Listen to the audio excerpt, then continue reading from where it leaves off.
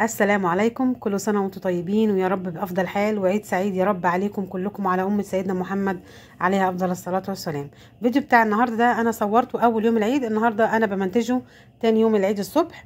حبيت أنزله لكم كده قبل الظهر إن شاء الله ينزل لكم، يعني ما ياخدش وقت، خصوصا إن الفيديو قصير.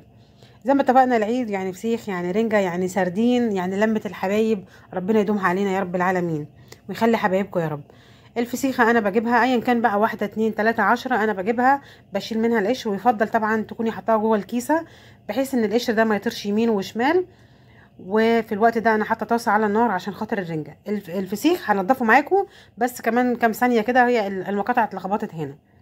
حطيت طاسه على النار، انا عامله طاسه للحاجات اللي زي كده قديمه، يعني مخليها للطوارئ اللي زي كده. استنيتها لما سخنت وابتديت احط فيها الرنجه، طبعا الكميه اللي انت عايزاها، 1 2 زي ما انت عايزه. واستنيتها لما سخنت، واول ما بحس ان القشره اتشالت ببتدي اقلبها للناحيه التانية. ودي احلى احلى احلى طريقه انا بعمل بيها الرنجه، بتشيل منها اي زفاره وبتخليها بصوا بتبقى تحفه، سواء هتعمليها مخليه، سواء هتعمليها في سلطه زي ما انا هعملها معاكي، سواء هتشيليها في برطمان بعد كده، دي احسن طريقه. المهم تاخد الصدمه دي على النار. وهنا الفسيخه بعد ما شلت منها القشر بتاعها اللي هو السفه ده، هبتدي بقى اشيل منها اي زواد انا مش عايزاها، هفتح بطنها وانضفها. هعمل فيها بقى ايه، اي حاجه انا مش محتاجاها جوه الفسيخه بشيلها. طبعا البطن بتاعتها دي ملهاش اي لازمه هتتشال، الراس بتاعتها ملهاش اي لازمه هتتشال. وهنبتدي بقى ايه ننضفها. هنا الرنجه كانت خلاص خدت معايا الصدمه من على الجنبين، وهبتدي بقى ايه انضفها. اول حاجه بشيل منها الراس، وبعد كده بشيل منها البطارخ بتاعتها.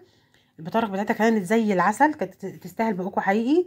كانت كلها بطارخ اللي هي الازاز دي، اللي بيقولوا عليها ازاز في اسكندريه، معرفش بقيه المحافظات بيقولوا عليها ايه. دي انا باخدها وبنضفها كويس قوي من اي حاجات كده حواليها، وبحطها في طبق. ممكن تحطي عليها ليمون، ممكن تحطي عليها طحينه، ممكن تحطي عليها زيت، ممكن تحطي عليها اللي انت عايزاه.